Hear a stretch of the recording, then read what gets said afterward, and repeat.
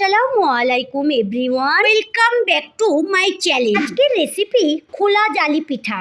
এক কাপ চায়ে গরম গরম খোলা জালি পিঠা থাকলে আর কথাই হবে না। বাজারে কেনা অল্প চালের গুঁড়ো থাকলে ঝটপট তৈরি করে নিতে পারবে দুনিয়ার সবথেকে সহজ একটা পিঠের রেসিপি। পিঠেটা অন্য কোনো পিঠের সাথে তুলনাই করতে পারবে না। একদম নরম তুলতুলে 1 থেকে 2 দিন রেখে খেতে পারবে। চলো দেখে নেওয়া যাক আমার আজকের ভিডিওটি। এখানে খোলা জালি পিঠা বানানোর জন্য আমি একটা বড় সাইজের পেয়ালা নিয়ে নিয়েছি। এতে দিয়ে দিচ্ছি আমার বাড়ির থাকা একটা পেয়ালার 2 পেয়ালা চালের গুঁড়া। গুঁড়াটা কিন্তু দোকান থেকে কেনা। এখানে দিয়ে দিচ্ছি স্বাদ মতো নুন। খোলা জালি পিঠাটা বানানোর জন্য বেশি তেমন উপকরণের প্রয়োজন হয় না, কারণ তো সবার বাড়িতেই চালের গুঁড়া বা ডিম এগুলো বাড়িতেই সবসময় থাকে। এই পিঠাটা একদম অল্প তেল দিয়েই বানানো হবে। দেওয়ার পর আমি একটা ব্লেন্ডার দিয়ে চালের গুঁড়ার সাথে নুনটাকে খুব ভালো করে মিক্স করে নিলাম। যেটা এখানে দেবো সেটা হলো কুসুম গরম পানি।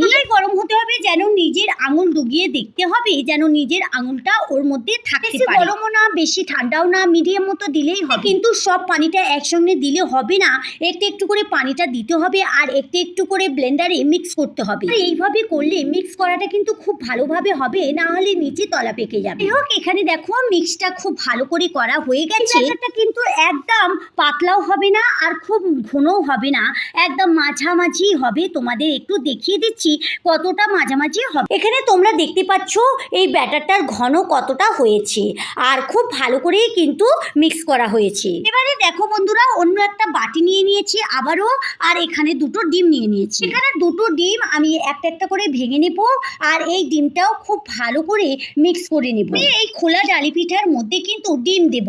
ডিম দিলে খেতে অনেকটাই ভালো লাগবে, আর যারা ডিম তো পছন্দ করো তাদের তো বেশি ভালো লাগবে। যারা এই পর্যন্ত আমার ভিডিওটা দেখলে কিন্তু একটা লাইক দিতে ভুলে গিয়েছো, প্লিজ একটা লাইক দিয়ে ভিডিওটা কন্টিনিউ করতে থাকবে। ভিডিওর বিষয়ে তোমাদের যদি কোনো মতামত থাকে তাহলে কমেন্ট বক্সে জানাতে একদম ভুলবে না। আজকে যদি তোমরা আমার ভিডিও প্রথম দেখো তাহলে চ্যানেলটা সাবস্ক্রাইব করে বেল আইকনটা অন করে রাখবে, তাহলে যখনই আমি নতুন নতুন রেসিপি ছাড়বো সবার আগে তোমাদের কাছে পৌঁছে যাবে। দেখো, তোমাদের সঙ্গে কথা বলতে বলতে এখানে আমার ডিমটা খুব ভালো করে মিক্স করা হয়ে গেছে। প্রথমে যে ব্যাটারটা বানিয়েছিলাম ওই ব্যাটারের মধ্যে এই ডিমের গোলাটা দিয়ে দেব। প্রথমে যে চালের গুঁড়া দিয়ে ব্যাটারটা বানিয়েছিলাম এখানে নিয়ে নিয়েছি। এবারে এর মধ্যে কিন্তু ডিমের গোলাটা সবটাই দিয়ে দেবো। তোমরা অনেকেই ভাববে এখানে হয়তো ডিমের একটা গন্ধ থাকবে, কিন্তু একদমই গন্ধ থাকবে না। চাইলে ডিমের বদলে ইস দিতে পারো। যারা ডিম খেতে পছন্দ করো না তারা কিন্তু এই একইভাবে ইস দিয়েও করতে পারো। যাই হোক, এখানে ডিমের গোলাটা আমি ব্যাটারের মধ্যে দিয়ে দিয়েছি আর দুটো খুব ভালো করে মিক্স করে নিচ্ছি, কারণ ডিমটা উপরের দিকে ভেসে রয়েছে। দেখো বন্ধুরা, মিক্স করতে করতে ডিমটা আর ব্যাটারটা দুটোই একসঙ্গে খুব ভালো করে মিক্স হয়ে গেছে। এই ব্যাটারটা একদম পারফেক্ট হয়েছে। তোমরা কিভাবে বুঝবে তোমাদের একটু বলে দিচ্ছি।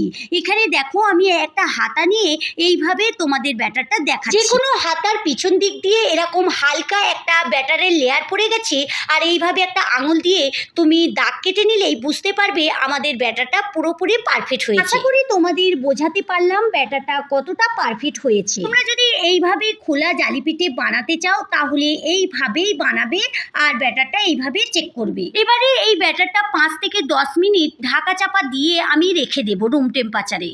5 মিনিট পরে আবার ফিরে এসেছি। এবারে আমি ঢাকাটা খুলে দিলাম। ঢাকাটা খুলে নেওয়ার পর এবারে আবারও আমি ওই হাতা দিয়ে ভালো করে গুলিয়ে নিই, না হলে নিচের দিকে গোলাটা বসে যাবে আর উপর দিকে পানি পানি হয়ে থাকবে আর সেটা ভালো লাগবে না খেতে। এবারে এখানে আমি একটা ননস্টিক কড়া চূড়াতে বসিয়ে দিয়েছি আর কড়াটা কিন্তু খুব ভালো করে গরমও হয়ে গেছে। একটা সুতির কাপড়ে একটু সাদা তেল নিয়ে কড়াটায় পুরোটা মাখিয়ে দিলাম। তারপরে এখান থেকে একটা চামচ দিয়ে 1 চামচ বাটার নিয়ে আমি কড়াতে দিয়ে কড়াটা এইভাবে ঘুরিয়ে ঘুরিয়ে দিলাম।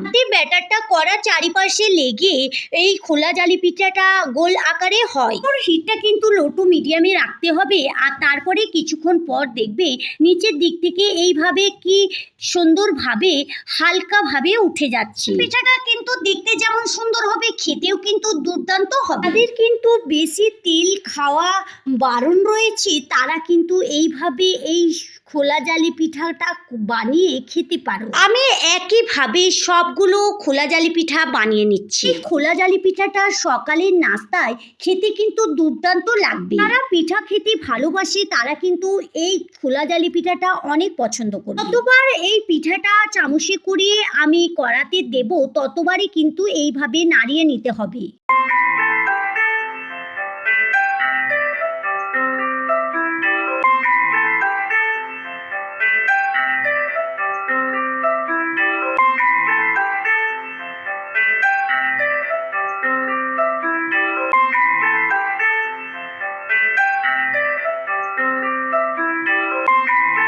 এখানে দেখো এক এক করে আমি সবগুলো পিঠে তৈরি করে নিচ্ছি। এই পিঠেটা বানানোর জন্য খুব একটা সময়ের প্রয়োজন হয় না, এক একটা পিঠে বানানোর জন্য কয়েক সেকেন্ড। দেখো এই পিঠেগুলো দেখতে কত সুন্দর হয়েছে, একদম নরম তুলতুলে। এই পিঠেগুলো কিন্তু যে কোনো তরকারির সঙ্গেও খেতে পারবে বা গুড় মধুর সঙ্গেও খেতে পারবে, আর আমার তো চায়ের সঙ্গে বেশি ভালো লাগে।